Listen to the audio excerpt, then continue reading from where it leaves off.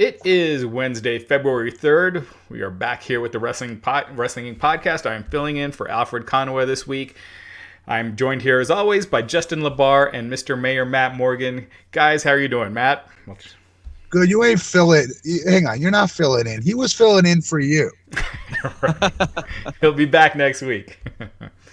Is that how he did that right there? Yeah, sly wording. This is his show. We're just all on it. No. Justin, how are you doing, man? I'm all right. A lot of wrestling tonight. A lot of stuff to try to keep up with. You really needed your head on a swivel to see it all. It was a lot. We had Edge on NXT, a wedding, one of the more anticlimactic weddings I thought we've seen in a while, and then Kenta showing up on AEW. That was obviously the big news. Ever since AEW started, I think people have been clamoring for AEW and New Japan to work together, and now at least in some way they are. Now Jon Moxley is scheduled to return to New Japan and face Kenta later this month at New Japan New Beginnings on February 26th.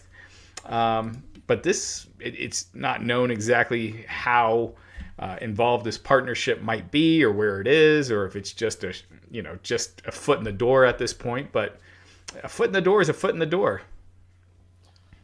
Yeah, it's people. You said people have been clamoring to kind of see this. Everybody all together, and essentially working together. WWE on its own little island. It's ironic that we're in an international global shutdown when this decides to happen finally in this century with pro wrestling. But here we are. Right. Matt? I don't give a crap about it. I'll just be honest. The only thing from New Japan that would work is if you're bringing people over from the Bullet Club and you're doing some type of series with that. What my biggest complaint is, AEW has too many stars to get on TV each week. So you're going to forego that to have Kenta come on and take up space? I get Kenta's a big deal. I get it. Yay. He's not a big deal to me when I watch the show. I'm sure the internet nerds are going to cry about it. I'm just being honest with you, though. I'd much rather see that space given to some AEW talent that's not getting on, that needs to get on that damn show weekly. They need another show. In general, the AEW working with New Japan, yes, that's obviously a good thing, but they're still a 1-year-old company that needs to get their own talent over first. And you know what's going to happen. They bring in talents from other companies, and they put the other companies' talents over. It makes no sense to me. Bring these other talents to come in and get steamrolled by your AEW talent, or don't bring them in. And if you do bring them in and want to highlight them so damn much, do it with the Bucks. Do it with what they're doing with Kenny Omega and the Good Brothers storyline. Do it with the Bullet Club. Yeah, and in this case, I do see the benefits of them working with New Japan. It increases their exposure in Japan, and it does, and same for New Japan. And New Japan is number 3. It's not like Impact, which is doing 150,000 viewers a week. Yeah, yes. But to your point, with the limited time, and when was the last time we saw Scorpio Sky on Dynamite? They have so much talent that aren't able to get on the show, and we're now seeing Gallows and Anderson on every week.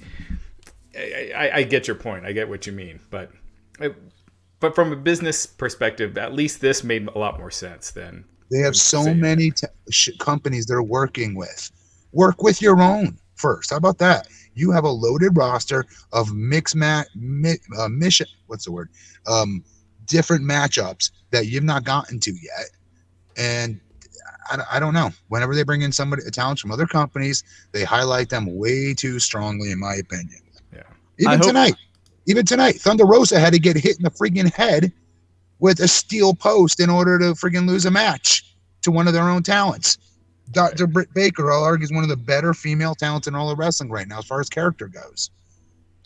I hope Tony Khan has a grandmaster plan. I hope that they have some kind of long-term plan of here's where this big culmination, this big World War III is going to be at this big event.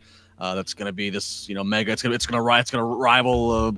I don't know, WrestleMania. I hope there's a big plan because, to Matt's point, he's given up a lot of prime real estate on TNT, every week. we're seeing a lot of NWA girls and NWA talents pop up in these tournaments and with the girls, and then we're seeing, again, it's good for wrestling in the sense of people working together. But again, to the point, there's a lot of talent you already have on your own roster. I mean, here's the thing: weird balance. Here's the thing: the talents from the other companies are not going to be in these built-in storylines that are going to last long. So why would you ever bring them in to beat any of your talents? Think about it, guys. Long-term booking. How long do you think Kenta's going to be working with them for? They can't even get Pac over there, for crying out loud, on TV every week because of flying him from overseas. They're going to get Kenta to do it. They're going to get New Japan talent to be doing it all of a sudden, magically. And if they do, how long? Do you see what I'm saying? It's short term. I just... Yeah. As a long-term thing, I don't see it. But, doing things sporadically throughout the year. Again, with New Japan, I kind of see... I could see it being cool. With New Japan specific talent, not Kenta. Yes. Kenta does nothing for me. Yeah. He's a cruiserweight who couldn't hack it on NXT. Sorry. Couldn't stay healthy, I think, was the problem. Yeah, well. He was boring. Jax Collins saying hi, new to the podcast. New to this podcast. Okay, I was going to say, you're an OG, but just wanted to say hi. Rey Fenix is just badass. Thanks, guys. Well, thank you, Jax, as always. That's another talent they should be featuring in singles. Why his brother is injured, but whatever. Yeah. Robert Martinez saying, AEW felt weak and rushed and repetitive except for the main event. Phoenix is king. NXT main event was awesome. Big fan of the podcast. Grace and peace. And thank you, Robert. And I am Era saying, Matt, Kenta is Bullet Club, so you're fine then? No, let me clarify that. He's not. Even when he joined Bullet Club, he made Bullet Club uncool. He watered it down. It's not just him. Let me be very clear. Who the two guys? The two brothers. Tamatonga and Tagaloa. Yes. Them. If they're gonna do a Bullet Club storyline, I would have it with them. The big bouncer guy that's always with them. I forget his name too. Some of the originals. If you're doing that, you're right. Kenta's technically Bullet Club over New Japan. I know that. I saw when he shocked the New Japan world and joined the Bullet Club, and it was a fart in church there, and it's a fart in church here. Jody Shauna Jenkins saying, Matt, might be hard to speculate, but why isn't Cage being pushed to the moon? Also, my way off in saying Cage and Jade would be unreal together. That's an interesting pairing. Yeah. Cage and anybody should be unreal together because Cage is a freak of nature. P.S. He's all natural. That's not steroids, folks. He's all natural. Seriously, I don't know what the hell the guy's got to do. I have to assume his promos must be horrific. Even so what? You got Taz as his mouthpiece now. Stop. I don't get it. I don't have an answer for you. It's perplexing as hell to me. I agree. I think it was nice when it was Taz and Cage. I think they filled Taz's group up way too much, way too big, and it's kind of. And I still don't like what's his name being with them. The guy who talks the most. He doesn't fit that group. Starks. Yeah. He's a good talent. He is. He just doesn't fit that group. Yeah. Cage and Hobbs. Those two are keep them up. Cage and Hobbs. I love that. I even love Taz's kid, for crying out loud. I just, with Starks, he's not a tough guy. When he talks tough, he loses me. Tonight, when he was talking tough, I'm like, dude, nobody's scared of you. Shut up. Yeah, I mean, I'm a big fan of Ricky Starks, but he's good. I don't see him in that group for long because he doesn't necessarily need it. He can talk. He doesn't need Taz to be his mouthpiece. He can talk. But yeah, Brian Cage could definitely use it, and so could you like all his weird gyrations and weird stuff he'd be doing in there, like his entrance and like he does weird he's still getting his isms out of his system right now. He's still figuring out who he is. Right. So I'm cool to wait and see it do. At least he's trying things. So I'm always a fan of that. But dude, a dude dressed like that, I'm sorry. Taz would beat the holy snot out of that person in real life. Would not be hanging out with him, let alone managing him. No way. No way. Not Red Hook gang. Badass Taz. No way. CJ with the $2 super chat saying Matt is on a Cornette rant tonight. LOL. Did Jim Cornette corner the market on firing up on shit he hates? Welcome to podcasts. Right. All right, so let's get to the opening match. We had the Tag Team Battle Royal. Winner receives a tag team title match at AEW Revolution. We had the Young Bucks. FTR were supposed to be in it. They were in storyline suspended for this week, so they were pulled out. And we had Private Party. We had all of the Inner Circle. Sammy Hager, Chris Jericho and MJF, Ortiz and Santana. I said Private Party. Who am I forgetting? The Dark Order. Yeah. Luchasaurus and Jungle Boy. Anyway, it was one of the Good Brothers showed up at ringside while the Young Bucks were in there, and he pulled it down to eliminate Cassidy. Nick got mad, and then MJF tossed Nick out and taunted a bit, so Young Bucks were out. And then as the match went on, how did the ending go? I'm kind of losing track, but I could give you the ending. Chris Jericho and MJF won. Yeah. But do you remember what happened with Sammy Guevara? Yeah. So the last three were Sammy Guevara, Chris Jericho, and one of the Darius, the brother from Team Flight, whatever the hell name is. Top Flight. God dang it. I'm talking about like a Nike sneaker. Anyways, so Darius was holding his own against both of them. Jericho and Sammy shined them up pretty good, I thought. And then Darius went to go give him a backdrop over the top rope, him being Sammy. Sammy was hanging on the apron. Jericho went to go hit him. He ducked. He ended up hitting Sammy by accident, something like that. Sammy accidentally fell off. So Sammy's like, what the hell, Jericho? And before he can even do that, Darius was in Jericho's bleep, like all over him, and got some more shine on Jericho. Jericho backdropped Darius over the top rope, but Darius hung on, and then he hit him with that elbow, the Judas effect, and knocked him off the apron. But the big thing, then immediately, as soon as Jericho's name got named as the winner, as the bell rang, what's his name? MJF comes flying into the ring and holding his hand up like he was in there the whole time with Jericho, and they were standing triumphantly together as Guevara just storms off, not looking at either one of them. Looked like a little bit of a pissy fit, like a little baby, a little bit. I'll be honest, but that's the story they're telling. So it was okay. Yeah, it was a good opener. A lot of storylines progressed. You had the Young Bucks with the Good Brothers.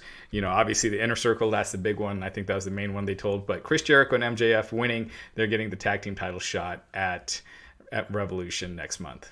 Yeah, and you said it. There was a lot of stories that were able to advance, all through the card, mid all the way up, and obviously the Inner Circle stuff. Yeah, what we then see later in the night, that was really setting the stage, and having the Good Brothers out there to help interference, reminding us that they're there and they're part of the main event, and they're still invading, causing havoc on AEW.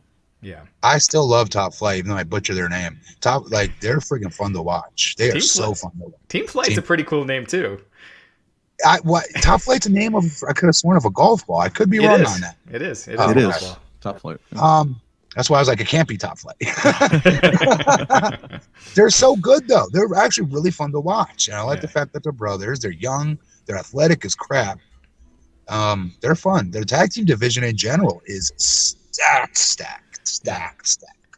And next up, they had a video package for Jade Cargill, just showing her clips from the gym. Looked awesome. I mean, this looked like it looked like WWE produced it. If you know that's all you do when you have a freaking just physical dynamo like that. That's what you show, man. That's how you get her over. Yeah, she looked amazing. Yeah, you could say this is a WWE type production because they do so well with this. You could say since we're talking about Nike, and if Nike wanted to showcase an athlete they had, it had this kind of intensity. If MMA wanted to showcase the next badasses in the women's, like everything from real sport to fight, it looked like this girl matters more than anybody else. Could I just say something though? This proves my point. All right, that it still matters that you look like you could kick somebody's ass, that you still look like an athlete.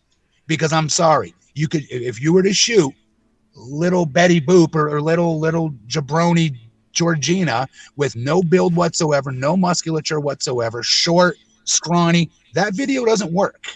All right, there's so much more realism behind an athlete that looks like she can punch through a paper bag and actually break through it, And she's a star, man. Yeah, No, she's as long as she keeps progressing in the ring, she's one to keep an eye on. Yeah. Matthew Pierce with the $9.99 super chat. Thank you, Matthew.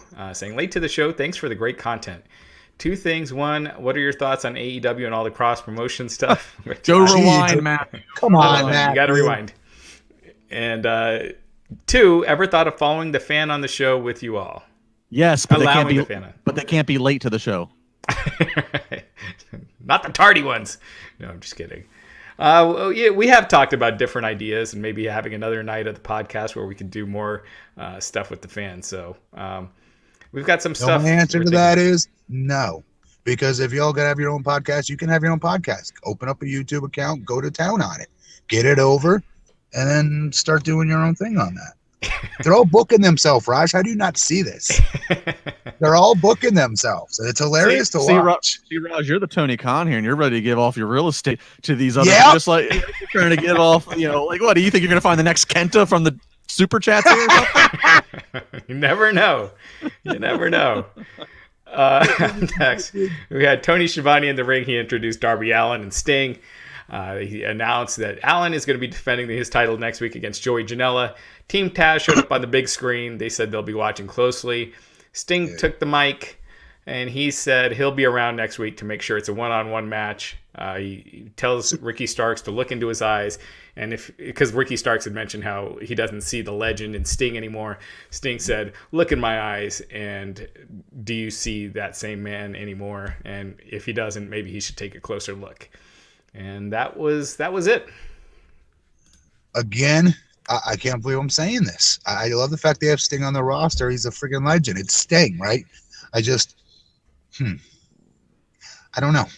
Is it too? Are they using him? Is he on too much? Doing nothing. Yeah. I think that's what it is.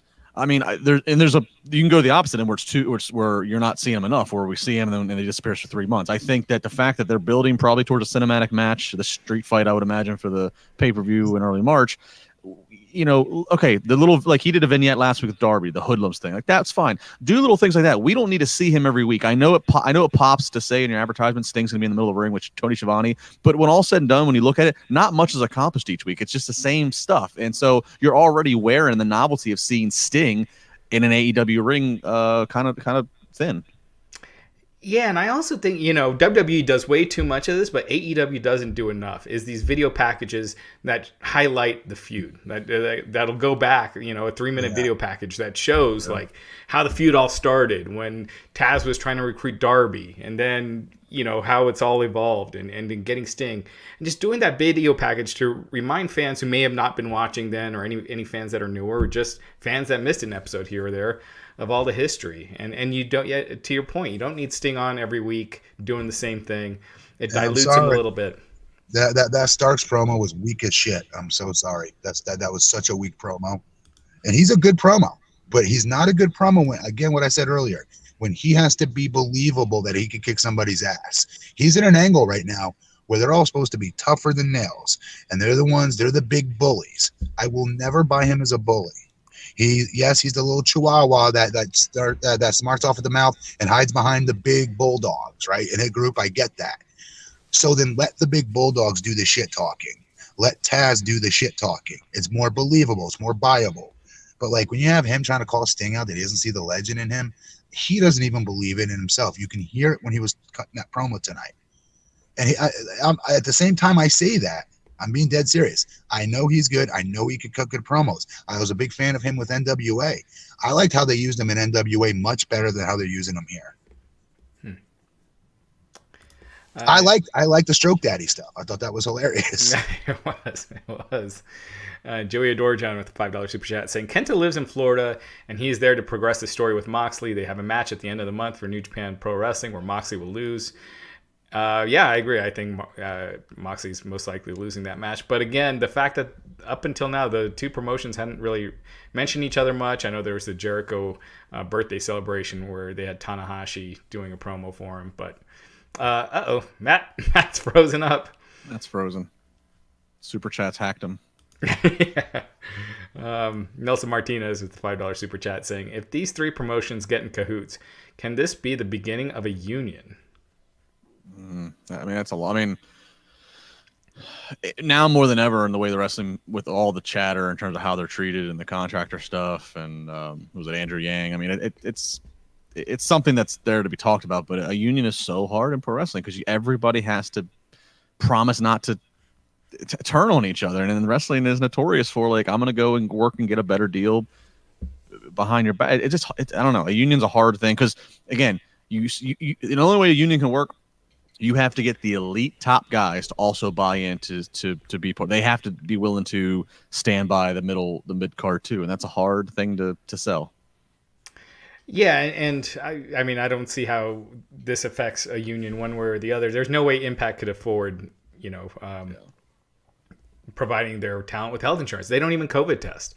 They do the temperature checks and things like that. Yeah, I think. I mean, I don't want to hurt any Impact character who obviously is trying to keep themselves perceived as a big star and a big deal. But like, if fans knew what the average person at Impact is making, like, it's chances are that the fan is making more than what they're making just with Impact. Now that's why a lot of them are able to do some other things. But like, it's not right. Sorry, 1 second. We got Matt back. Matt, can you hear us? Yeah, everything just froze. Yeah, you froze up there for a second, but I thought it was the whole show. Can I answer that guy's question real quick, who felt the need to tell us like the inside story on why Kenta's here, and it's just a further an angle to New Japan? That's not what I was asked. I was asked, do I think that this is a good beginning or foot in the door to open up a deal with New Japan? And I just said, as long as they're not bringing in talents to put over on their own talents. They have talents in the locker room that can't get on their own show. That's all. Yeah. Saying Matt needs a hug just in time, Matt. Just as you get back. He's just saying his opinion. But all right. So up next, we had they showed a recap of the feud between Britt Baker and Thunder Rosa, and we had the match: Britt Baker with Rebel against Thunder Rosa. At the end of the match, it was Rosa that had Britt in a submission. Rebel took off the turnbuckle, the second turnbuckle. It caused Thunder Rosa to break it up, and then it ended with Britt Baker throwing Thunder Rosa headfirst into that exposed steel, putting her in a crossface, and then applying the lockjaw. The referee immediately called for the bell, and the commentary noting that Rosa didn't give up, but she was knocked out. So Britt Baker winning the match by referee stoppage. Matt, to you first. Matt, can you hear us? I don't like that Britt had to win that way. I'll take it. At least she went over me. Yeah, I can hear my hello. Yeah, you're good.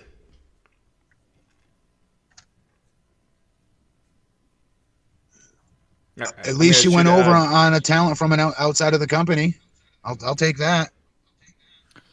Yeah, I mean, Britt. I'll go out and come back. Britt absolutely had to be the winner here. This to notice. Normally the women on AEW most weeks they're pegged in at the rate, they go on a rate about 9:30 Eastern time, so they're kind of pegged in the spot of like the soft die down before we're going to ramp up for the main event. That's just usually where they get, and that's the majority. This time they put them right at the 8:30 mark, so at a pretty prime spot in the first hour, and that's a featured match that you're building around for the week of the upset. So there's expectations, and I thought, all things considered, they did well. It did not feel like a wrestling match, which it shouldn't, because they've had a pretty violent and intense build that they showed in the package. So this felt like a fight. I love Thunder Rosa storming the ring, not doing a slow or just a traditional entrance. So I like this overall. I thought this was a good showing. And like Matt was saying just before he went off, they protected Thunder Rosa. That's fine. But again, the most important thing is Britt gets the win because, hey, she's the AEW. She's the first one for the AEW's women's division. And then they talk about this tournament that's going to have, half of it's from Japan, half the competitors here in the U.S. And I can't make a case for why anybody else should win other than Britt Baker. Right. No, absolutely. We have Jody Shauna Jenkins here with the $10 Canadian super chat saying, Matt and Justin make a point I agree with. For the most part, the only people who would know Kenta, etc. would be people who watch shows like this. The average viewer would say, who is this? Or they would say, oh, that's Hideo Itami. Yeah, I mean, and again, I know, like, again, people that are watching the show, they are going to be skewed to, like, this is going to be more of a big deal, which that's fine to them because they are the more hardcore wrestling fan. But yeah, but if you're a young company like AEW is, you can't just feed into the niche of the hardcore fans are going to be there no matter what, whether it's good or bad, they're going to tune in. They've been tuning in to WWE no matter what, good or bad. I mean, so things like the Shack, that's a good help bring us new eyeballs, but yeah, you have to the fans that are bitching in the chat room. You have to think, relatively speaking. Don't think outside of your world. It's a big deal to you, but if you're trying to draw somebody new in, hey guys, chat room, do me a favor, give me all your ages real quick. I'm not being a smart ass. Just shoot them. Just line them all up if you guys can. Just give me your ages, please. Promise it's not in a creepy way or something. I know. Where are we going here? Why am I asking that? Really? No, seriously, I'm interested for real. Demon Diva still trying to figure out who attacked Hideo Itami in the parking lot. Whoa, okay, we got just a ton of numbers, but what do we got? Give me 35, 41, 58, 26, 32, 19, 28, 18, 31, 44, 32. They're all over the place. Okay, so they're all over the place. I'll be honest, you guys. I was expecting to see them all age 34 and under. I don't know why 34 is my cutoff, but in my head, with those of you that are going crazy about this, like, oh my God, it's Kenta, he's on AEW. You know what this means? It means yawn. It means yawn. Another average-looking guy that my wife weighs more than, could probably kick his ass in a real fight, benches more than him, and I'm more scared of. I'll digress. That's how I like my talents. You guys know that. But also, by the same token, I'm AEW's biggest fan. So the smart ass is like, oh, another Cornette rant. Cornette doesn't put over AEW more than I do. In fact, I get buried on Twitter all the time for people crying that I put over AEW too damn much, that I'm not tough enough on them. And so you can't have it both ways, guys. Sorry you don't like the fact that I'm not a big fan of Kenta. I'm not. I mean, I can see where you're coming from for sure. I think it's a good idea for AEW and New Japan to work together. But if it was like Tanahashi or Jay White or someone like that, obviously that would be a much bigger deal. Obviously that can't happen right now because of all the travel restrictions, but that would be. That's what I was asked. That's what I'm saying. Yeah. Oh my God, Okada. Okay, so I would be going gaga if Okada showed up. I'd be going what you guys are all doing in the chat room, jumping up and down, hooting and hollering, doing freaking cartwheels across your freaking kitchen floors. I'd be doing that with you. Mm-hmm. Just not Kenta. He's never just done. I don't know. Backstage, we had Matt Hardy and Hangman Page. I could see this being great. They're backstage. Matt Hardy says he's not trying to finagle Page. They're just two Carolina boys hanging out and hoping they can do more. And Page said he doesn't. He's not looking to be in a new tag team. He doesn't want to sign one of Hardy's corny contracts. And they agreed to take on the Chaos Project, which is Luther and Serpentico. This was more or less a squash match. The finish saw Matt Hardy, Page hit a buckshot lariat on Luther. Hardy tagged himself in, got the cover, 1, 2, 3. Page didn't really appreciate it. Seems too soon. I don't know. I guess the story is they're reluctant to begin with, as opposed to they start having dissension as soon as they start teaming. But yeah. Actually, that Matt has some kind of ulterior motive. He's money Matt. Yeah. He's doing some of his best work right now. I love this character. Yeah. I don't know if you guys heard Tony Khan on Chris Jericho's podcast. Mm-mm. But he admitted like he didn't like the Matt Hardy teleporting stuff, and that was like one of the angles he regretted. And but this Matt Hardy's awesome. And you know what? Good on Tony Khan for owning that. Mm-hmm. You won't hear Vince say that. You wouldn't hear even WWE Brass say that. You'll hear, well, there's it was something we tried, and maybe it just didn't work for some, but others it did. Like they won't own it like that. Like he owns it. I've heard him on Renee's podcast do something very similar, owning some other angles that, you know what I mean, that he wasn't that big of a fan of, that didn't work out the way he thought it would. At least the dude owns it. I appreciate that. And it shows he's in tune with the fans. I still think he's the most in tune promoter to the fans that we have. Yeah. No, I would agree with that. Yeah, even the way he handles media, he's awesome. I can't speak for Raj, but I know a lot of people in the media. I mean, he's talked to a lot of us and makes himself available after the big events. And again, that's something Vince would not put himself in front of a live mic to allow us to ask questions like that. I mean, I mean, we've had a one-on-one interview with Tony Khan. We haven't had one yet with Vince, although we're open. It's clearly no one can get an interview with Vince now. So what Justin alluded to earlier, the Women's World Championship Eliminator tournament gets going this month. Matches for the 16-woman tournament will be taking place in the U.S. and Japan. On the Japanese side of the bracket, you got Aja Kong, Yuka Sasaki, Benny, Emi Sakura, Ryo Miyasuruga, Maki Ito, and on the U.S. side, you got Serena D, Briho, Britt Baker, Taya Conti, Thunder Rosa, Nyla Rose, Anna Jay, and Layla Hirsch. Britt's the first one you signed to your women's division. There's no reason why she shouldn't win this tournament. I think she should be the face of that women's division, obviously. But here's my question: what's her name? God dang it, NWA. Deep. Serena Deep? Not the champ, not Serena. Obviously, we just saw her tonight lose to Thunder Rosa. Britt. Is she signed with AEW? I don't think so. Or she's still? Yeah, she's still technically an NWA star. Yeah, talent. She's a great talent. Man, I like that lineup though. For what it's worth, I do. That'd be great for Dr. Britt Baker to win it. Raj, do we know? Are they doing this tournament? Is it happening on Dynamite, or is it happening on like Dark or on YouTube only? Like, because this is a lot to be. Because half of it's taking place in Japan, right? Yeah, half of it's in Japan. So I really doubt it's on Dynamite. So can I say something? That's cool. That's cool having it shot, some of it in Japan, and getting clips of that, or even the full match if they'll put it online for us to watch. I'll watch the hell out of that. That's cool.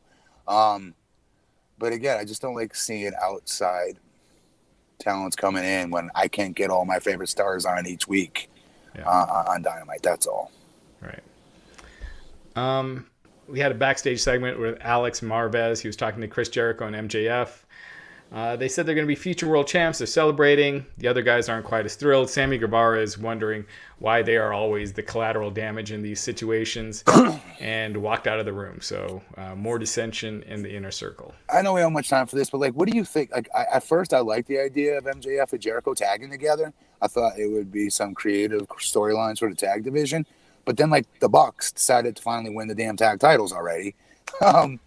And I don't know. I don't think that fits anymore. Do you guys? Like, I'm sure they can have a great match and they have great stories, but like, there's other tag teams in that division that are really good that had to like get knocked down a couple pegs because of this makeshift tag team. As it were. They're definitely making a few other like legit tag teams have to take a step back or on hold. I think the purpose is, I mean, obviously the biggest angle that AEW has long term is to build to what the eventual inevitable dissension is. Is it just MJF? It's like, is it MJF who gets all the rest of the inner circle under his payroll and they all boot out Jericho? I didn't know you saw that as the biggest storyline. So to me it is. Then that's the answer. Okay. Yeah, I'm trying to think of what would be bigger. I mean, maybe Omega Moxley again. No, I think you guys. To me, as super duper Marky Mark over here, I'm a huge mark for the Bucks and like the Good Brother stuff and Kenny Omega. I'm not going to Impact, even though I bury it all the time whenever it goes to Impact. But the crossover with that a little bit with the Good Brothers, I like all that. I'm a Bullet Club mark, so I like anything that's related to that. So to me, that's the bigger storyline. I know it's not, but for me, it is. Yeah. Does that make sense? I just contradicted myself 3 times, I'm sure. Chris Pantaleo say, "Don't lie, Matt. You own a Kenta T-shirt." LOL. My kid wears the one in the same size as him, but I'll digress. Wally Boyd saying, "Has Edge lost a few inches, or is Drew really tall?" We really went off topic here. I'll answer this. I'm a tall mark. Drew is every bit of 6'7". Edge is like 6'4", 6'5" that was about right. Edge hasn't had any back surgery. Before tonight, if I would have guessed, that Karrion Kross was a little taller than Edge. But when they were standing side by side tonight on NXT, Edge was taller. Did I post that on my Facebook page? Maybe I didn't. I took a picture recently with Karrion Kross. He's not that much shorter than me. He's every bit of 6'4". Yeah. Yeah, you know what I mean? He's a sneaky tall as well. Yeah. Jack's calling saying, Matt, check your Facebook DM after the show sent last week regarding tech issues you had. Regardless, boys, Cesaro contract prediction on it. Is AEW a good fit? Well, I don't know what he's saying. Oh, Cesaro's contract's coming up. Where do you see him ending up? And would AEW be a good fit for Cesaro? I'd like to say so, but then I'm like, I just got done complaining. They have too many stars that they can't even get on their 2-hour show.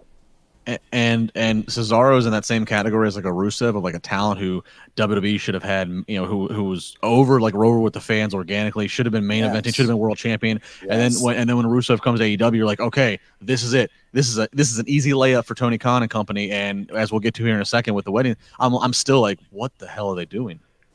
When we'll get to the wedding right now, and I agree with a lot of these super chats. Cesaro is built for Japan. I think he would be a killer in New Japan. What's not fair, though, when you're saying things like that, though, guys, I'm sorry. He did get over in WWE. Back when I was wrestling there, if you got over with the fans the way he did, that's it. They can't hold you back after that. The fans decided that you're over. They've got to go with you. I don't know when it started, where WWE started butting in the way of letting the fans decide who their stars were going to be. Like Daniel Bryan, I always go back to. You know what I mean? Mm-hmm. But it's not fair because he did his job and got over. And not to be ageist, and I'm the youngest one here on this podcast, Cesaro is 40, so it's not like, it's not like, oh, if you get him, you have the next 10 years to build your company around him necessarily. But then again, the guy's like the guy is probably he probably is the android that could probably work the way that he does until he's 50. So yeah, I mean, AJ came in at what, like 39 to WWE? 37, I think. Yeah. And like Cesaro, shredded, strong as hell. He's a and Nick Hausman and I had, not to go too off, Nick Hausman and I had this conversation today on the Wrestling Nick Daily. We're talking about like how Damian Priest 38, Keith Lee 36, how these newer talents that are the new young blood in the roster, how they're older, but the difference is today these guys take better care of themselves. They live better lifestyles. They can get more out of themselves at 38 than the previous generation could. So absolutely, yeah. All right, so up next we had the wedding. James Mitchell was out. He was the officiant, he presiding over the wedding. And we had Penelope Cruz coming out, who looked amazing. Then Kip Sabian coming out. Obviously, you had Miro. You had a cake in the ring. I mean, Miro, after all this time, should know to check the cake. A big present on the side.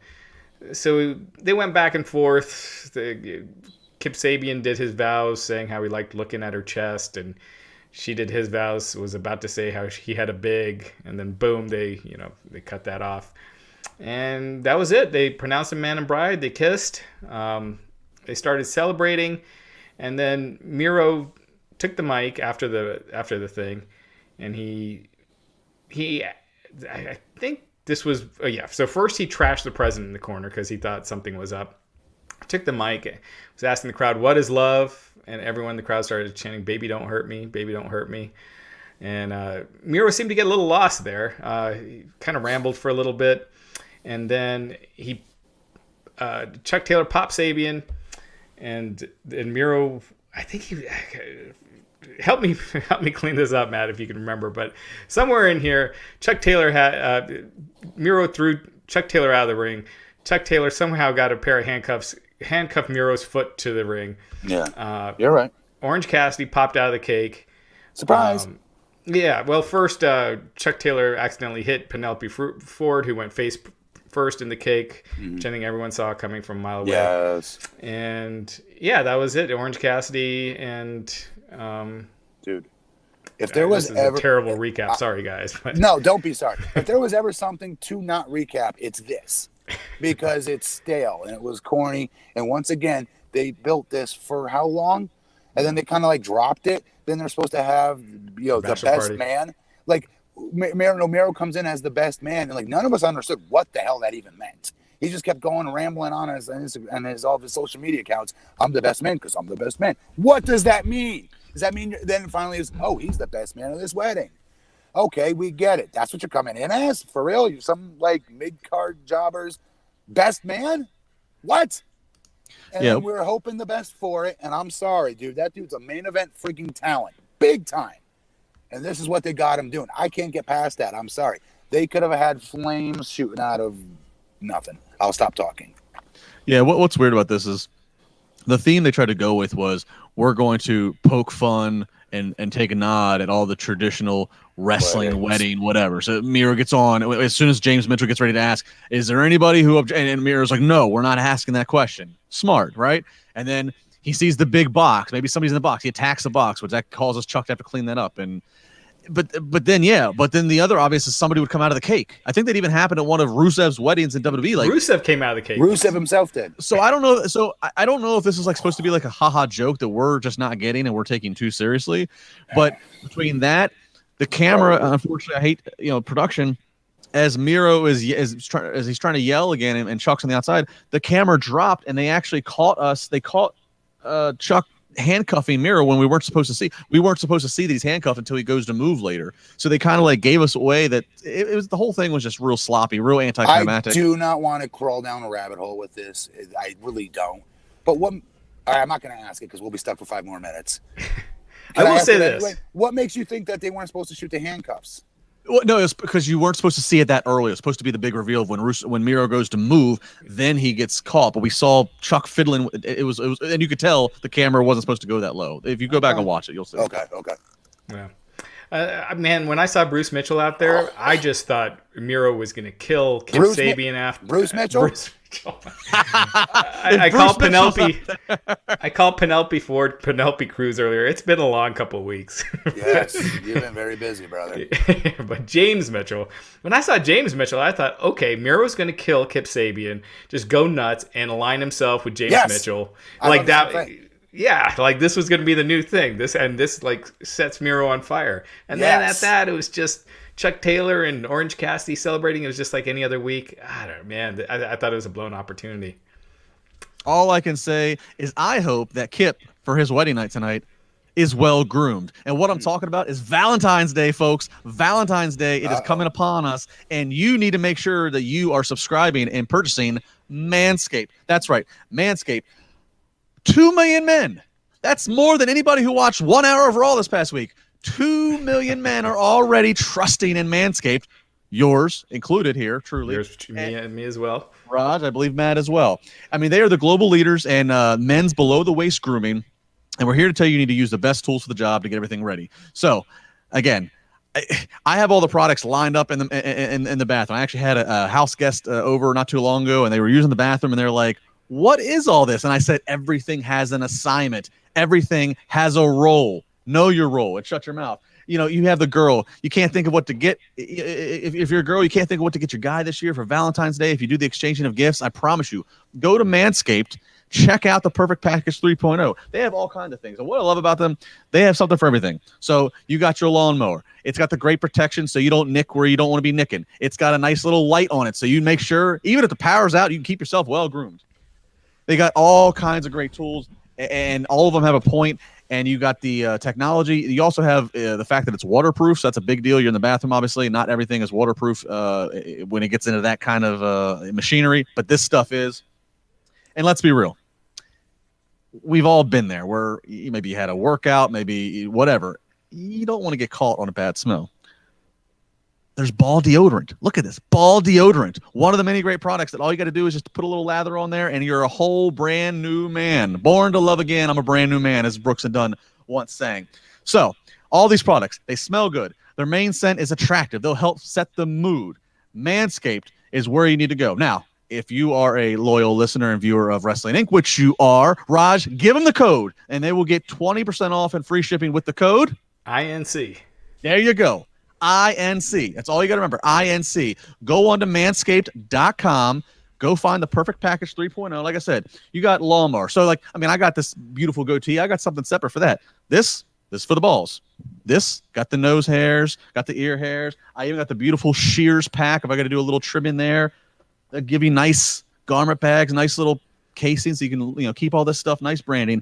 Manscaped.com. Use the code INC. Your balls will thank you. I that was perfect. So I don't want to add too much more. But man, they even got the cologne now, which is great, which I've been wearing. I mean, they got the boxer shorts, which are just freaking comfortable as hell. So just manscaped.com, whether it's date night, whether it's not, whether you just want to be, groomed to your groomed to the nines, you definitely be using your Manscaped. INC. All right. On that note, up next, we had they announced AEW on TNT. Just for anyone that's following them on Twitter, they kind of messed up. They said that next week is going to be Shaq and Jade Cargill versus Cody Rhodes and Red Velvet. It's going to actually be on March 3rd. So the weekend before Revolution, or the Dynamite before Revolution, it was supposed to take place at Revolution, but the NBA All-Star Game now will be taking place that Sunday. So it got moved. And they did a promo of Shaq on I believe it was Inside the NBA. I saw it live. Oh, you did? Yeah, it was pretty good. I thought it was good. I thought he gave a lot of time to them. Yeah, it wasn't a short segment. Mm-mm. And so yeah, because they couldn't do it there, it's gonna be on free TV. So I don't know why Shaq picked for his make believe gimmick finisher the camel clutch though. I'm like, what are you doing? You're a big powerhouse. Like, right, it should be a power bomb. Yeah, that's what I was thinking too. I swear to God. But it was a great segment. I watched that show religiously, and I think they're hilarious, especially when they all start ganging up on Shaq and he starts pouting. But he gave them a lot of plugging airtime, a lot. Yeah. Real quick, Leonza Duncan is sorry to hear this, saying, hey, in a bad headspace, my longtime friend with benefits was a recovering addict and died from a relapse. She just turned 27 in December. The disease is real. Leonza, brother, I feel for you. That is the drizzling you-know-what. I am so sorry, brother. I just got a text today from a parent that's saying, hey, Matt, can you come talk to my son? He just lost his best friend today. Same thing, OD'd Oxycontins. This pandemic, guys, here where I live in Seminole County, we had like the best handle on the opioid crisis until this pandemic hit. It's up 88% with this pandemic, you guys. So this is some serious stuff, and I'm sorry you have to go through that, Leons. Obviously, I'm sorry you lost your friend, but especially that way and that young. I am so sorry, brother. Yeah, really sorry. That really sucks. Talk to somebody, Leonza. Not that I'm a doctor. I don't pretend to be one, but please, if you can, try to find someone you could talk to. You've got to get this out. Just trust me, please. Real quick, Wally Boyd is asking, so is Drew close to your height, Matt? Yeah. Yes and no. No. I'm trying to like here-ish. I guess that's close to my height. He's eye level. His top of his head is my eyes, I'd say. Yeah. Yeah, he's every bit of 6'7". He's a big dude, man. Yeah.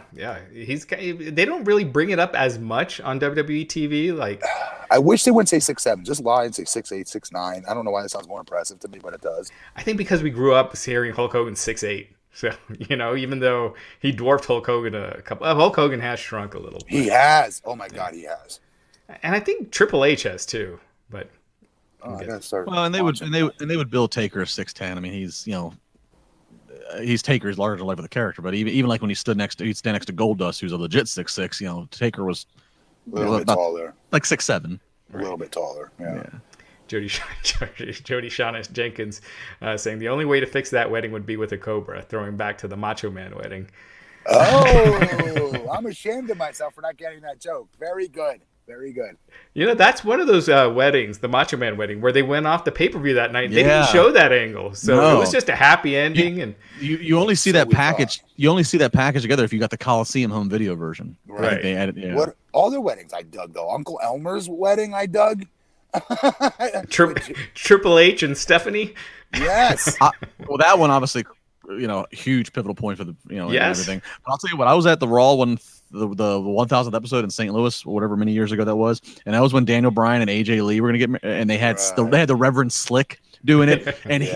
he was like, I'm talking about marriage, and the whole crowd's doing the what, and I'm talking about marriage. I said marriage. I mean, it was hilarious. And then when they do the whole, does anybody have objection? And Vince's music hits, and it ended up being a false alarm. It was, I forget what Vince did, but I mean, that was another well done wedding in the more recent modern last 15 years.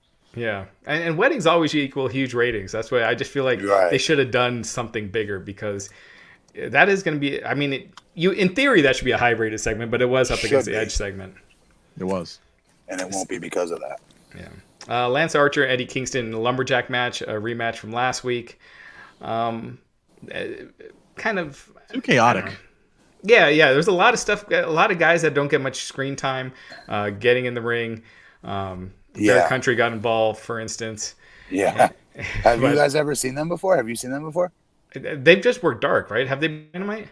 I don't recall them, but I see them on Dark quite a few times. I dig their gimmick, actually. I know it sounds corny, but I like. Anyways, real quick about this segment in general. You're right, Raj. AEW's got to do a better job to hold back from these segments when they have so many different talents in it. They feel like they've got to have. If you ever watch these segments, there's always these schmazzes. Always. They cannot stay away from it for some reason. I wish they would have kept it just to the lumberjack match itself and just do what the lumberjacks are supposed to do out there. It's too obvious that they're going to get in fights with one another. That's why it would have been cool if they didn't and just did their damn job as lumberjacks, as boring as that may sound. I think Eddie Kingston could have done a really good job with that style of match because he is so damn smart and innovative. And it would have made sense to get steam on somebody much bigger than him using the lumberjacks to do it. Yeah, and I am glad that Archer got the win, right? Yeah. So eventually Archer hit the blackout, got the 1-2-3. Lance Archer by pinfall, kind of reversing last week where he got beat by Kingston. I didn't think this was near as good as last week, but Lance Archer getting the win. Justin? Yeah, I mean, like I said, chaotic. I mean, they went to picture-in-picture, so then there's chaos going in that. So I'm trying to keep up as I watch in a small window. I've said this before. It's like gang warfare. It's like when all the news stations and Anchorman have to like fight in the back alley. Like everybody. It's always 6-man, 8-man as lumberjacks. Hangman Page is the only. Darby Allin was the only one by himself. Now he has Sting. Now Hangman Page is by himself, but he's getting recruited by Dark Order, by Matt Hardy. Right. They just like this gang warfare. They like the team aspect. That's fine, but sometimes you just need to. Sometimes a little bit too much. It's hard to follow. Mm-hmm. Yeah. Everyone's pretty much everyone's in a faction, more or less. And Lance Archer, he's not really, but he's got he's with Jake, but no one else. So he's one of the few. Backstage, FTR, they were cutting a promo, or it was just Dax, right? Cash wasn't there. No, it was. They're both there, yes. And right. Tully was in between them. They look like they're sitting like in a bus or something. Right, and they were saying how they were. They shouldn't have been suspended. They said they aren't bad men, but they think to themselves, what would bad men do? And then the camera cuts over, and they've got Marco Stunt tied up in a chair. So they've kidnapped Marco Stunt, and he's got tape over his mouth. Which was a creepy, kind of cynical, evil look, because Marco Stunt looks like a little child, so it looks like they abducted a little child. So, I don't know what to make of that. I love this tag team. And I used to say it's impossible to not book them well because they take care of every segment they're in. They make it look good. Even when WWE used to screw them over, the only time I saw them really look crappy there was when they had to do that spot with the Usos. You remember with the Icy Hot, the Uso Hot? Right. Like stupid grab-ass segments like that. This was a grab-ass segment to me. This was silly. And this is not why you brought this tag team to this show, I thought. So, I don't know. I didn't like it. Yeah. Finally, we had the main event: the Good Brothers and Kenny Omega versus Jon Moxley, Pac, and Rey Fenix. Oof. Really, really, really good match, as you'd expect. The talent. Oh my god. Yeah, I mean, if you haven't seen this, I thought Phoenix was the star of this match. He was just doing crazy stuff all over. The finish saw Phoenix was looking to fly. He got spine buster by Anderson, and then Phoenix took the magic killer. Omega hit the V trigger on Pac as Gallows got the 1-2-3 on Phoenix. So they got the win. After the match, Lance Archer's music. You had the post match beatdown. The heels started beating on the baby faces. Moxley got in, but got dropped. Lance Archer's music got in, went off. He hit the ring, cleared out Anderson and Gallows. Moxley and Omega were still in the ring, and from behind, Moxley is blinded by Kenta, or a guy in a mask, and he takes off his mask, and it's revealed to be Kenta, who is the number one contender for Moxley's IWGP US Championship, and they're going to face off later this month. Kenta hits the go-to-sleep on Moxley, and Omega smiles at Kenta as he heads out of the ring, and Omega puts his foot on Moxley to celebrate and close the show. So again, if Kent is there to be part of that angle with Kenny, the Good Brothers, okay. I don't know whether it's Kenta or any of them for that matter. I don't want to sound like a broken record. You know what I think. Yeah. And Nate Erickson saying, I'm very excited for the AEW New Japan foot in the door, and I'm just a casual New Japan Pro Wrestling follower. Also, I hope AEW signs Thea Trinidad later this month. That would be huge. She would be a huge added depth to their women's division. Absolutely. I'm going to ask her. I talk to her once a week since she got released. I'm going to ask her. Yeah. I'm going to tell her, hey, I'm going to stooge it off too. Let me know. You text me. Because she is so freaking good. She'd be a good fit for that show, and I'm not just saying that. She really would. I mean, she's got everything. Promo, the look, the star power, charisma. I mean, she's a star. Yeah. All right. Justin, you want to... Real quick, before we get to NXT, let's cover one of these news items. Lars Sullivan was released finally. About time! Jeez. He hadn't been being used. He had some mental issues. He had a breakdown a couple years ago. He says that he had asked for his release. He had no-showed a couple TV tapings last December or late last fall. And so he's gone, and he's not looking to stay in the wrestling business. So sans obviously the reasons why he missed some shows because of mental issues, if that's what happened, right? Mm-hmm. Obviously, I'm not heartless, but the things that have happened, the things that he has done, the drama he has brought to that company, I've seen friends of mine fired for much less. In fact, we were just talking about one of them, Thea, and. You know what I mean? No offense to him. What they were doing with him on TV was nothing to write home about. I don't know if that's his fault, their fault. I don't know. I mean, people probably said the same thing about my stuttering character, right? God damn, Matt, you suck at this. You know what I mean? Who knows? But that was Vince's idea. I don't know if this was Vince's idea that he comes out and starts growling out of the blue when he comes back after being off TV for so long, when he could have made an impact actually because of his size and because of his look, and he does look different. But they didn't strike while the iron was hot with him. I don't know. Yeah, Fightful Select. They were actually able to reach out to him and get some comment, and he did confirm the release, and he said that it was just anxiety. He said he's done with wrestling. He said the anxiety to the point of where on TV days he wouldn't eat, he would lose sleep, and he did take complete ownership. He faults WWE in no way.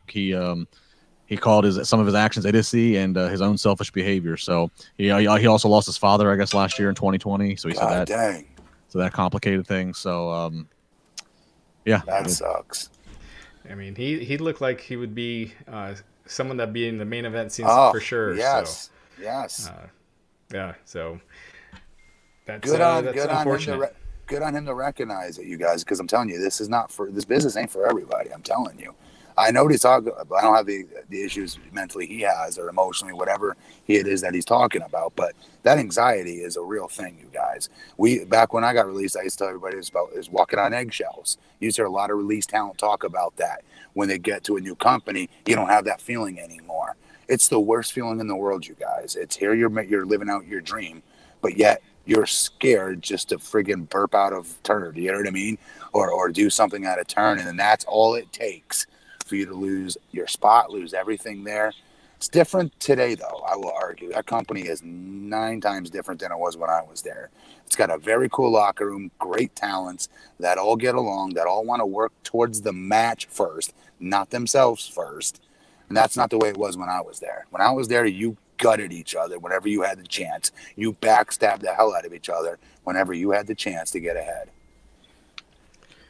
Real quick, Bobby Burns with the $4.99 super chat saying Omega and Kenta versus Lance Archer and John Moxley, a lights out match announced for next week. And Morgan, what's up, bro? So they just put out a video on their Twitter. So Kenny Omega and Kenta. Good for Lance Archer. Good for Lance Archer getting this spot. I'm happy for him, actually. Thought they forgot about him. Yeah. And one more thing, we had an exclusive on Wrestling Inc. that Carlito, he was brought in actually kind of as a favor to MVP. And so he's on like a 3-week trial. Triple H agreed to do a 3-week trial. Apparently everyone's really impressed with him. So he's pretty much staying in either as a talent or a producer or both. So expect Happy to see more for of him. Carlito. Yeah. That's his family business, man. And to not be with that company probably at some point had to start really getting to him because he belongs to that company. Yeah.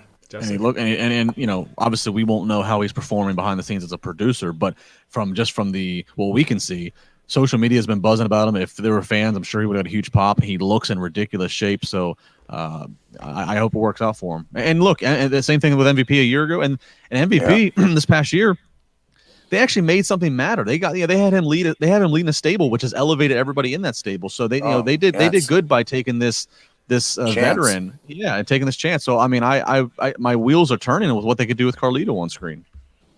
Yeah, absolutely. All right, Justin, you want to go ahead and start with NXT? All right, let's do NXT here. We kick it off with a Dusty Rhodes Classic semifinal match between Dakota Kai and Raquel Gonzalez up against Caden Carter and Casey Catanzaro. And this match, very entertaining. The heels and Raquel and Dakota doing what they do best. They really have a very Shawn Diesel, like 94 kind of vibe to them. Dakota, the little dog behind the big, powerful Raquel. Yes. Fun stuff. Catanzaro hits her crazy ass 450 from the top. All kinds of shenanigans like that. Finally, on the finish, though, Carter pulls Kai to the floor. Kai sends her to steel steps. Gonzalez blocks a Hurricane Rana from Catanzaro and drives her into the mat with a choke slam and gets the pin. So Dakota Kai and Raquel Gonzalez, they are going to the finals of the Dusty Rhodes Classic, and they are going to face the winners of Ember Moon and Shotzi Blackheart versus Indy Hartwell and Candice LeRae at the next takeover. So great match. Yeah. This is a great match. Again, that tag team is actually very fun to watch. I do like the chemistry between the two. I am a Dakota mark. I still feel like she's the one that kind of got pushed back a little bit when everyone else more talent started coming into NXT in the women's division. But God dang, that Raquel Gonzalez is she is just that choke slam, man. Oh my God. Like if I did that to the talents backstage, I'd be like, screw that. I ain't taking that. but you got to do that. That's how you have to deliver it. If you're a big man or a big woman, that's how you're being booked. You have to deliver it that way. It's got to look believable. It's got to look like an exclamation mark versus a crappy version of a rock bottom, except your hands on the dude's neck, which is what a lot of choke slams lately look like. Hers looks freaking phenomenal. Absolutely. Raj? Yeah, I think Raquel Gonzalez she's a future superstar waiting to happen. I do think this, they might want to rethink these Dusty Rhodes Classics because it's been hurting them in the ratings. Like the interest just isn't there. I know. I like this matchup. I did like this tag team matchup, and I did care about it slightly more because it was a tournament. If I'm being honest, slightly more, not a lot more, slightly more. Yeah. Ratings wise, it's ratings. Like you said, you can't argue it. Well, one of the things I thought, and we see, real quick, we see they go to the commentary desk, and Vic and Beth kind of ribbing, but also congratulating Wade Barrett that he's now a U.S. citizen. Wade put it out on Twitter that he's, after however many years working in the country, he's now a U.S. citizen, and they award him with a picture of Hacksaw Jim Duggan. So just kind of playing a little joke on him. We see some other backstages, all just basically promoting stuff that's coming up, including we see a backstage. We don't hear any of the audio. We just see William Regal talking to Edge. So reminding us that at some point Edge is going to pop up. And, my thought with Edge was, too, we got all this tag team wrestling going on. Wouldn't it have been great to have Edge and Christian be there together? We just saw him at the Rumble. I thought that was maybe an opportunity but that's me. All right, next up, Leon Ruff, Austin Theory here. Of course, Austin Theory part of The Way with Johnny Gargano. Johnny Gargano out to the ring with him. And Gargano causing some problems to the point of where we get to the outside and the referee's a little bit distracted. And Leon Ruff pulls a little Eddie Guerrero. He does one of these. He goes and hits the ground. And the ref turns around. He's wondering what's going on. And he thinks Gargano did something. Doesn't hit the DQ, which I'm glad, because I never like calling a DQ based upon just hearing something. But he at least says, you know what, Gargano, you're out of here. Throws Gargano out. Ruff loving it, laughing it, really kind of helping his jovial character. But ultimately, though, as feel good as that is eventually Theory hits his ATL finisher for the pin. And then after the bell's done, he hits it again. So right now he's standing tall. Looks like he's going to go grab the ring bell and going to give some more to Leon Ruff. And then as he grabs the ring bell, out of nowhere, Dexter Loomis appears. Of course, gets Austin Theory in a choke, rips a big chunk of Austin Theory's hair out, and then pulls the Crispin Glover from Charlie's Angels move and starts sniffing it and running it under his nose. All kinds of creepiness here, but we get a lot of so real quick. I was hoping it could end just with Austin Theory getting his heat. You know, I thought that was important. I thought that was great. I'm like, okay, finally they're doing this with him. This is good. He's going to have some heat on him this week. Finally. He's just not the doofus of the family, you know what I mean? Of the way, sorry. But, you know, this is, again, too many angles being put into this. But obviously the objective wasn't to get him over. This is what WWE does with the 50-50 booking stuff, Raj. They'll have somebody win one week, lose the next week, and then immediately after the match, the heel will have to get their heat back. But then that heat gets extinguished because the next babyface that's layered in the other sub-storyline comes in, does a run-in. That's exactly what happened here. So guess what? Nobody in the end really gets over. Yeah. But that being said, I thought Austin Theory, he's looking more and more. Awesome. I don't know if, he's looking more and more like a star. Yes, he does. I wish it could have left it that way. Yeah. At the end. Right. He was getting his heat. It was awesome. And he looks the part. Like, he did look the part. I liked it. Mm-hmm. So I'm so frustrated. So we see a video package promoting Legado del Fantasma and Santos Escobar. And of course, they're all going to have matches later tonight. But then we get another, when we come back from commercial break, we get another vignette. And if you did miss this, which you might have, because I think AEW had something notable going on, go find this. I got to think they put it on social somewhere, or go to your DVR. We start seeing this kind of like cartoon drawing with narration, and they're telling a story about this Chinese woman and her father dying and her brother. It's this epic battle tale. And anyways, they're telling this whole backstory. Go find it. I'm not gonna try to repeat it all because I won't do it justice. But then the last cartoon drawing is of this woman and the face and the color, and then they fade and crossfade it into the mysterious woman who has been sitting in the throne with Boa and Xia Li on each side. And then the commentators do a really good job of saying, so we're supposed to believe that this woman is thousands of years old and in this battle history. Check it out. It was a really good job by WWE, and again, in their production capabilities. But again, as they pull back the layers of that whole trio that we've been seeing. Yeah, it's if you look it up on YouTube, it's the origin story of Tian Sha. Okay. So yeah, it's a really cool video. Cool video, but go ahead, Raj, finish that. No, that was it. I'm just curious where they go with it, but it's a cool look and everything. Mm-hmm. Yeah, I mean, I love backstories. You know, again, I love Kane, Undertaker, things. The origin of Kane, I love backstories. When you give backstories, that does so many things. Real quick here, $5 super chat from It's Z. With main roster stars now going to NXT, do we see Asuka go back sometime to reclaim the title she never lost, and against which future women's champ? I've never really thought about that. You guys go ahead if you got somebody. I don't see it. I mean, they don't really send anyone of value back to NXT. It's, for a long period. Chat room's gonna go crazy and start yelling Charlotte Flair at you. Charlotte Flair for like a couple months, but that's also when they didn't have live events, and she was still on Raw during that time. Yeah, and it didn't move the needle the way they thought it would in viewership, which is why that it didn't last longer. Right. So but, I mean, I don't see it. I don't see that either. They've got a stacked enough women's roster on that show. Good Lord, do they? That's the thing. Yeah, the way they're able to produce compelling female characters. Yes. All right. Next up, we got in the men's. It's a quarterfinals match. It's Lucha House Party versus Legado del Fantasma. That being Joaquin Wilde and Raul Mendoza. This is just it's everything you expect if you look on paper. These two teams, very good action here. Ultimately, in the end here, we get a win by Legado del Fantasma. Joaquin Wilde decks Lince Dorado, tags in Mendoza.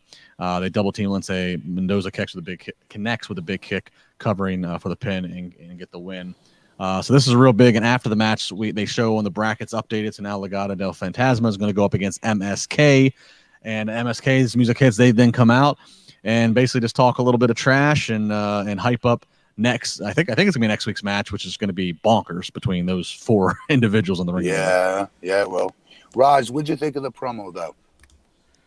Of which one? Was it MSK? Oh, MSK? I wasn't that impressed. What do you think? I thought it was okay. Yeah, I mean, know that they're not like world beater promo guys. I get that, but I'm hoping that they do get to improve with this company because they do promo practice and everything like that. Because they are nasty in the ring. They're fun as hell to watch in the ring. So I'm just trying to start making notes whenever they get the chance to cut their promos to see if there is a start. I want to start paying attention to see if there's a steady incline in their improvement or not. Right. Yeah, I believe this was this was their great. first promo too, right? So yeah, I mean they're very early Rob Van Dam bro, I don't know. Yeah. That's right. So, but they back it up in the ring. But wherever wherever the shortcomings good. are, they overdo it in the ring for you. As long as they don't turn him into Riddle, more Rob Van Dam, less Riddle. Yeah, really. Yeah. All right, so we get some more backstage. SUV pulls up. We got Pete Dunne along with Lorcan and Birch. We also see Ciampa and Thatcher. They're getting ready for their main event tag match later in the main event. So here comes Pete Dunne. He comes out. More trash talking on NXT's champ Finn Balor. Then here comes Finn. Finn comes out. These two men have an exchange of words. Pete Dunne saying, your days are numbered. And then the first time ever in the Capitol Wrestling Center, here comes the Rated R Superstar Edge, comes out and just says, man, this feels good. He goes, normally, on Raw and SmackDown, it's all about the E, but here it's all about that second W, putting over the wrestling, putting over what he likes about both these guys. And he talks about how they're going to take on each other at the next takeover. And he says he's going to be watching that because maybe it's that NXT title, because he looks at that NXT title and says, "Oh, he's never had that." It basically, just puts the puts a teaser out there that maybe that title nobody's buying is what he's going to go for, and what he thinks would be the title that really is worth going for right now. Now I'll pin it here and get your opinions. This would not be the last time in the show that we see Edge and talk of the NXT title happens. But Okay. Matt, did you catch this? Does this at all do anything for you or no? I mean, yeah, because it's Edge. It's a good promo. I don't buy it for 1 second. He's going to use his championship card here on an NXT title. Charlotte and Rhea did it last year. They did. I do like the fact that he put that title over so much. I love the fact that he put that show over so much. I thought that meant a lot. Yeah, he did more to make the NXT title feel like a real title than the main roster has done, for a long time. So I thought, since Survivor Series the year before last. So I thought it was really strong promo. Again, obviously it's going to be Edge versus Reigns, but just throwing that teaser out there, at least it keeps you tuning into NXT, and hopefully they take a little time before Edge makes his actual, official decision, so he could go back and forth between the shows and they do that storyline, because we still got over 2 months to go. You don't need to rush that. Yeah, they pushed Mania back, so it's even later this, in April. So yeah, he somewhere in his wording he said, depending on what happens on this takeover. So I agree with you. He's going to SmackDown this Friday. Don't let him make a decision for weeks. Let him circulate. Get all the rub you can out of Edge of having him show up on all 3 of your shows. They're all right there and in the same state. So it's not like you're having to do crazy travel. Reigns should do something dastardly like Christian or something to finally make Edge pick him, as opposed to just Reigns is the most intriguing match, I think. Just because that way it doesn't make it seem like he picked SmackDown over, the number one show over everyone else. Right. So we do see Gargano backstage at William Regal's office. Kushida's in there. Ultimately, Gargano and Kushida end up big brawl breaking out, and they have officials break that up. The token Dom $4.99. I know a sore subject, but what's going on with Velveteen? Have they quietly released him? Very unfortunate. The guy was a star. Raj, have you heard? He's been absent for a long time. Did they? TV. It's been a few weeks ago. That we months. saw him, right? Weeks or months? I thought it was weeks. No. No. I agree with Raj. Weeks? Not months, plural. No. Oh, okay. Yeah, he was just there. He was treated like nothing. Then Adam change, Cole smack him around and beat him. Was that like a month ago? Yeah. All right. Yeah. It feels like it. Maybe it could have been longer. Gee, but I think it was December though. Either way. Yeah. Either Yeah, way. he's definitely not being used. He's not being Either way, featured. though, guys. Is he? Has he I been haven't heard- released? You know that what? we don't know? I'll ask around. You put in a maker for that. I Yeah. don't think he has, but then again, Lars. Usually they announce him, but Lars Sullivan they never announced. And Lars is still, at least as of this afternoon, Lars is still listed as a current superstar on their website. So, Yeah. all right, we get Jessica Maya from the Robert Stone brand up against Toni Storm, and this one we get Mercedes Martinez. She jumps in the ring for a DQ finish here. She goes right after Storm, and then Camilla attacks her. Martinez fights her off. Referee calling for the bell. So Jessica Maya actually going down in the record books with the win here via DQ. Again, good to see Mercedes Martinez back to being Mercedes Martinez and not in the god awful Retribution. Right. Which that was his lifesaver. For Definitely. It was. This was good. I had no problem with any of this. This was fine. Yeah, I agree. All right, video segment on Kurt Stallion, the guy from a small town in Texas. Going to do proud tonight. He's got an NXT Cruiserweight title shot. We also find out that Cameron Grimes is going to be returning to NXT next week. So then we get a Cruiserweight title match. Kurt Stallion versus Santos Escobar. Stallion, very underdog, trying to come from under. You know, they gave some definite hope spots of, you know, are we going to see another Leon Ruff situation here? And all the while as this is going on, we have Scarlett Bordeaux at one point, at some point in the match, she appears on the one platform that is on the opposite of the entranceway in the Capitol Wrestling Center, and constant, you know, speculation of what's going on here. You know, we have heard Escobar talk a little trash, make some reference to Karrion Kross, so that's presumably, as the commentators are saying, what this might be about. Finally, though, Escobar does get the victory, hits him with a modified gut buster and gets the pin. And after the fact, he gets in the ring with his other two, with Wild and Mendoza. They kind of taunt and celebrate. And then here comes Kross. No music, no nothing. Just power. Mendoza and Joaquin Wild immediately go to be the lackeys, and they get just destroyed by Kross. Kross gets in the ring, and I like this. NXT does more of this. He doesn't have to grab a microphone. We don't have to do all this big reset. He just walks up in Mendoza's face, and they have the cameras pick it, or in Escobar's face. The cameras pick it up. He says, "It seems like you and I have a problem."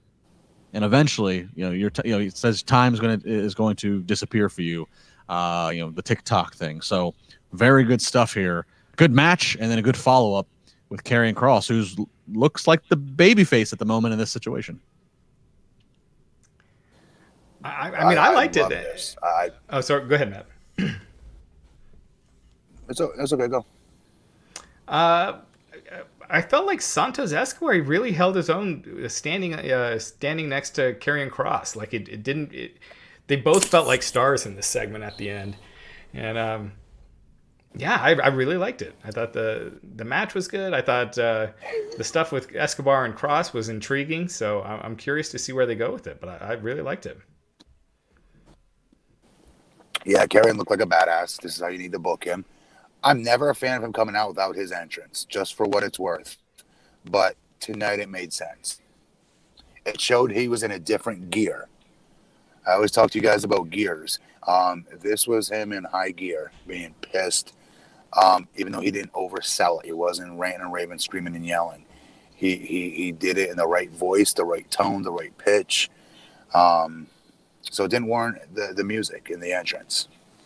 And to Raj's point, commentary did a really good job selling Escobar not being rattled. They said, look at him. He's not even taking steps backwards. He's still got a certain cockiness to him. So he did not. I thought for a minute he was going to do the chicken shit thing and, you know, quickly bow out to the back of the ropes. And he did not. He stood face to face with Kross, and Kross was the one who eventually departed first.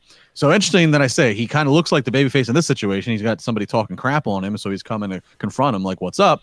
But then after we come back from the next commercial break, we see Edge leaving the building. And as Edge is leaving, he's got somebody outside in the parking lot who grabs his attention and comes in the screen, and here's Karrion Kross. And Karrion Kross walks up to Edge and says he has a big decision to make soon, a decision he has to live with. Kross tells Edge to make that decision logically and not emotionally. because the next NXT champion is not going to really be Dunn or Finn Balor. It might be for a minute, but ultimately Cross is going to get the title back that he never lost. And that might be and he issues a warning for the Ultimate Opportunist, to which Edge says those words sound like they might be a threat, and that could be motivating for me to come back. And I don't think you're going to like that, to Cross. And then Edge walks off. And guys, I got to tell you real quick, seeing these two have this exchange, which felt real, it didn't feel like a bunch of writers had to write it down for them. It felt real, and the two of them looked like stars. I was like, you know what, Matt and Raj are probably right. It's probably going to be Edge and Reigns or something like that. But boy, oh boy, if you wanted to get an attention of new blood, give me a returning veteran Edge against a new blood of Karrion Kross for NXT title at Mania, and that's a huge attention grabber. Probably not going to happen, but I thought this segment was awesome. I agree with you 100%. Go ahead, Raj. Guys. He just sucked he just snorted and mainlined the entire segment, the point of view, and the opinion piece on it. So if you want to talk about what the referee looked like during this, please be my guest. The moon hit them just right in this. You're a ball hog. You're a ball hog. But continue. No, Matt, you had froze it up, so I was waiting for you. Not you, Justin. Okay. Yeah, but if you freeze, I feel like I got to fill. but go ahead, Matt. Can you guys not hear me? You're cutting in and out just a little bit, right? I can hear you fine right now. I'm coming back. Okay. I thought, I agree with you 100%. Cross not only held his own, but it made me excited for that match. It didn't seem like one guy's a superstar, the other guy's way out of his league. It felt like, this could really make Cross if they wanted to go that route. I don't know what else you do, but, Orton and Cross have been teasing stuff on Twitter too. But this I think they're just messing around, but this just felt bigger than that. When I think of Orton and Cross and I think of Edge and Cross, this just felt big seeing them in that backstage segment. So it did. So guys, this ain't gonna happen. This is not a match that's gonna happen, obviously. But this is exactly because you don't see it ever happen enough, because there isn't enough talents that can pull off what Edge is pulled off on this show tonight. And it's called giving somebody the rub. You have not seen it happen because they've not built their own stars high enough yet to where you're watching it happen going, that talent just became a bigger deal tonight because of that other talent. Edge was phenomenal here tonight. And the fact that he made some of you even think or debate with yourselves that he's going to be choosing the NXT title and you could see this matchup versus Cross does two things. One, it shows you how amazing Edge is. Two, it's what I said from day one about Karrion Kross. He passes the Kevin Nash Airport main eventer test. He held his own in that. He was very good in that. And again, it goes back to what I've always told you. You have to look the part. That's part of this. It used to be part of the business when I was in the business, and it started to go away. So I'm happy to see someone like him that can cut good promos when he gets the opportunity to do so. I bought this. I liked it. There was nothing wrong with this. And he had that poise, too, where he didn't seem intimidated at all being in a segment with Edge or feel like he didn't belong. Like, you see that a lot with a lot of young guys. So you do. He was good. And Karrion Kross, we have not seen his entrance in NXT in front of fans. Right. We haven't seen it. So, I think about God. I hope he, never mind the takeovers. I hope he gets to a Mania stage and he can make that entrance on the Mania. That would be pretty cool. What would that look like? Because just his normal entrance, I think, is friggin' badass. Yeah. The token down $4.99. Edge and Christian versus Cross and an unknown partner. Who do you put with Cross? Summertime takeover. Well, I don't think they're going to go that route, but Cross doesn't strike me as a guy who should have a partner. Right. Yeah, I think he's better on his He's a loner. Yeah. One more super chat before we finish it off here. $4.99 from Steve Marcachilli. Could Cross get over as a babyface on the main roster? Would Brock see money in him? Yeah. I mean, we don't know. We don't know because I said the same thing with Keith Lee. I just sent Raj and Glenn a video again of Brock's reaction to Keith Lee coming out to Rumble last year and how big he put that kid over. He put him over huge. And, there was nothing that could have gone wrong. Nothing.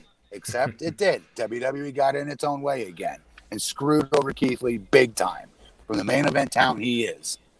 That after that night he should have been. I'm sorry. Yeah, I mean, I think Cross is a little more Vince's type, with just because he's pretty ripped, and Vince usually likes that. But He does. but we've seen time and time again people get screwed over coming to the main roster. But you do see your Drew McIntyres and guys with the physiques tend to have a better shot. Just imagine Vince's response when he sees Scarlett for the first time. They did screw over Drew at one point, though. He was in 3MB. Right. Well, but before then, he wasn't quite as imposing. Like, if you look back at Drew in those days, his body wasn't as shredded. Yeah. Right. Yeah.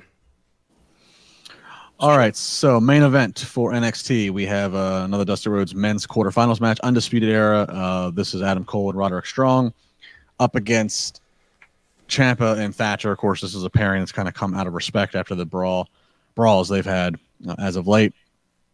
Again, hard hitting, what you expect. Good, again, we're littered in tag team, but it's a good main event match overall. But the finish comes to be that we see Roderick Strong drop Thatcher on the top of the outside barrier, neck first. Strong gets back in the ring. Ciampa's waiting for him at the ropes with Willow's Bell. Ciampa nails it, covers for the pin, and Ciampa and Thatcher are going to go on in advance, and they're going to take on the grizzled young veterans next week. And that will determine who goes to the finals. So Ciampa, go ahead. Sorry, yeah. Ciampa wins. Can we just say that? Ciampa and his team wins. Ciampa and Thatcher win. This match was freaking good. I'm really looking forward to next week's match, though. Like, that's going to be a hell of a matchup. I'm not a Thatcher fan. I've told you guys this a million times, but I am a huge Ciampa fan. And you're not the only one. To see him work with them. Yeah, I was gonna say you're not the only one. Thatcher's like when you look at the quarter-hour ratings for NXT, Thatcher is usually on the low end or the lowest. So he just doesn't. He's not in that right storyline where he's drawing interest. But and again, wrestling-wise, if you're just in the in-ring, this was really, really good. Right. Yeah. I don't know. It should be noted, too, they went off the air. Grizzled Young Vets did come out to the stage, and then we went off the air with the old-fashioned Donnybrook brawl as Regal's trying to restore order, so trying to get a little juice for their match next week. But that was NXT. I think that's going to be an insane tag team match, in my opinion. What do you guys think? Who wins the war tonight? AEW, NXT? Raj, you first. So for my tastes, it's AEW, just because it's more entertaining overall, easier to watch. To me, faster pace. Whereas NXT, it's just in-ring. But for what NXT usually is, I thought NXT was good for their regular shows, whereas I thought AEW was average for compared to their regular shows. So you have to pick one for tonight, though. AEW. Okay. And I know what you're saying. I know exactly what you're getting at. Justin. Yeah, AEW will win in the viewership despite the fact that NXT had Edge to promote. No, your favorite show. Your favorite show tonight. Which did you prefer better? I probably preferred AEW because it kept me guessing more, but I also have more complaints about AEW, if that makes sense. Right. You know what I mean? No, it does. It does. That's like I was more like, okay, like again, and it comes down to a tag team tournament. It's like, all right, like we're not, there was little vignettes that I hyped on, but AEW was like, I got to see this. There were things though that I was like, I got to see this wedding, and then the wedding was over. I was like, well, God damn it, it's like, right. Yeah. But I think Raj, you hit the nail on the head at how you put it. For AEW standards, it was a subpar show for AEW. Although the finish, even though I'm not a Kenta mark, that's a big deal. Obviously, I know everyone's going to go crazy for it, so therefore that's a good thing, right? NXT did better than it normally does. But that's the disparity between the two. The disparity between the two shows, though. Mm-hmm. Right. And one of the news item we never touched on, Rey Mysterio has confirmed to Sports Illustrated that he has re-signed a new WWE deal. We don't know for how long, but at 46, he's not hanging it up just yet. Of course, his son Dominic very much moving his way up, so you got to think Rey's going to hang around for as long as he can to help that project go along. This actually, he's just revealing it now. He's just openly speaking about it. But this actually happened a few months ago, I think. And I think it was a multi-year deal. So, yeah. Ray's in. That WWE money during a time of a pandemic. Like, you just got to wonder, again, with Cesaro, it's never a given that he's going to leave. No. I used to think that he was going to AEW, but the more I've thought about this, I think he stays. Yeah. All right, so that's all we got here for this Wednesday night, February 3rd of AEW vs NXT and the other wrestling notes. Matt Morgan, any final thoughts or plugs or whatever? Nope, never any plugs. Raj? Keep checking out WrestlingInc.com. We got the Bushwhackers, WWE Hall of Famers, and a bunch of other cool interviews. So keep checking us out. Connor and Victor. It's just been Tag Team Mania. Shaw Guerrero. So a bunch of cool stuff that we've had over the past few days. So keep checking us out. That's right. Today on the Wrestling Nick Daily, Nick and I co-hosting, and Nick had the Bushwhackers. Tomorrow we got more Wrestling Nick Daily. Nick and I talking the headlines. Plus we'll have full audio of Vince McMahon and the Q4. They can tout about all the money they've made in 2020. Right. WWE is announcing their earnings for 2020 tomorrow, and it's going to be. I'm telling you, it's going to be everyone knows it's going to be a record-breaking year for them last year. So we'll have that full audio tomorrow. That episode is going to drop later than normally does. Normally those episodes come out on the Wrestling Daily around 2 Eastern time. Probably not going to be until at least after 5 because of when the earnings call is going to air. So we'll have all that tomorrow, and of course all the other news stories on Wrestling Inc. Hit the follow button, hit the like, hit the share, all the good stuff. Of course, super chats always appreciated. This podcast will be back Friday night after SmackDown with some assortment of this group. Thanks everybody. Be safe. Be safe. Have fun. We'll see you next Wednesday.